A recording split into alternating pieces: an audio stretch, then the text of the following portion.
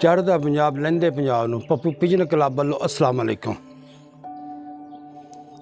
Sir गल यह कि दो कबूतर जनाब तुहानूं शौक करवाने दो कबूतरां दा जिहड़े 2023 उड्डे होए आ। हुण गां अल्लाह खैर करे 2024 सीजन दे विच उड्डने कबूतर।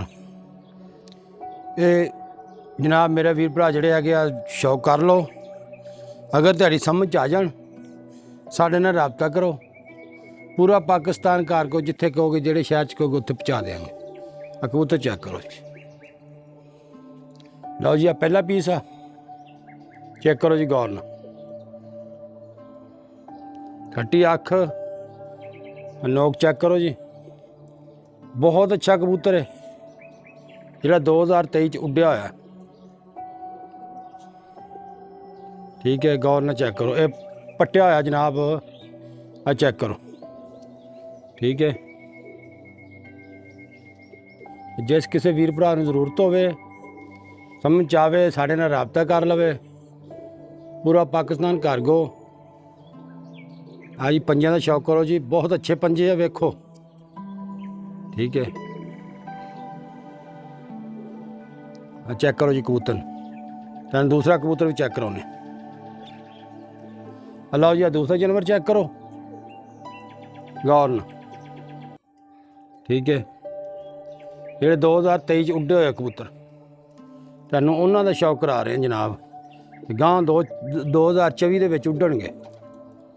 चेक करो। ठीक है, ये भी पट्टिया है जी।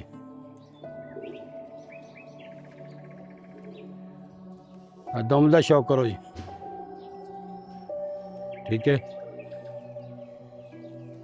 पंजियां दा शौक करो जी। बंद जोड़ सख्त वजूद, बहुत अच्छे कबूतर है दोने।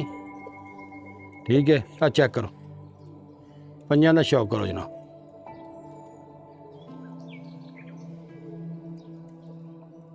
जनाब तुहानूं फिरदे टुरदे वीडियो चेक कराउने।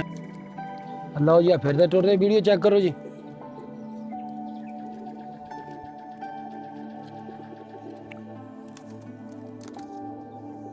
दूसरा पीस है जनाब, चेक करो।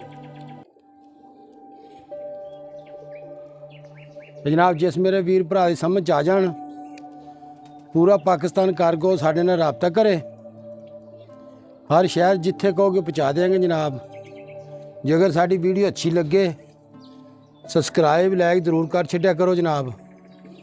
मेहरबानी जनाब, अल्लाह हाफिज़।